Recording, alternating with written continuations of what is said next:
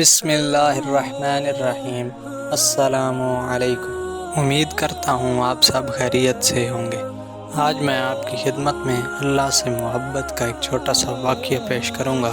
اگر واقعہ اچھا لگے تو ویڈیو کو لائک اور چینل کو سبسکرائب ضرور کیجیے گا۔ تو بنا کوئی ٹائم ویسٹ کیے چلتے ہیں اپنی کہانی کی طرف۔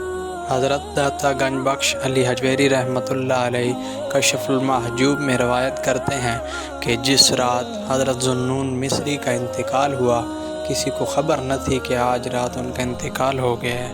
اس ایک رات شہر بغداد کے 70 اولیاء کو تاجدار کائنات صلی اللہ علیہ وآلہ وسلم کی زیارت ہوئی، اور ہر ایک نے دیکھا کہ حضور صلی اللہ علیہ وآلہ وسلم بغداد تشریف لائے ہیں۔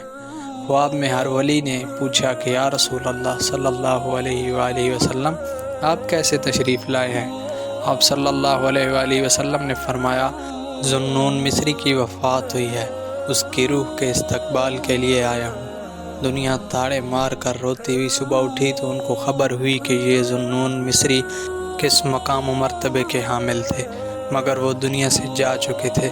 اور جب لوگ ان کے گھر پہنچے تو نور کے کلمات سے ان کی پیشانی پر لکھا تھا، کان حبیب اللہ ومات فی حب اللہ، اللہ کا عاشق تھا اور اسی کے عشق میں وفات پا گیا، اللہ کا محبوب تھا اور اسی کی محبت میں وصال فرما گیا۔ سخت گرمیوں کے دن تھے، ان کا جنازہ اٹھایا گیا۔ اطراف و اکناف سے ہزاروں لاکھوں پرندے جمع ہو گئے اور انہوں نے پر جوڑ کر سائبان بنا کر سایہ کر دیا۔ اللہ چاہتا تو بادلوں کے ذریعے سایہ کر دیتا، مگر بادلوں سے سایہ کرتا تو کئی نہ ماننے والے کہتے کہ بادل تو آتے ہی رہتے ہیں، مگر اللہ نے بادلوں کے ذریعے سایہ نہیں کروایا، بلکہ پرندوں کے ذریعے اس طرح سایہ کروایا کہ ان پرندوں نے پروں سے پر ملا کر سائبان بنا دیا۔ نیچے ذوالنون مصری کا جنازہ جاتا تھا اور اوپر پرندوں کا سائبان چلتا تھا۔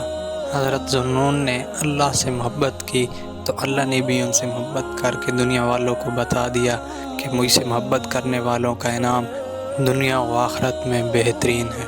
جزاک اللہ۔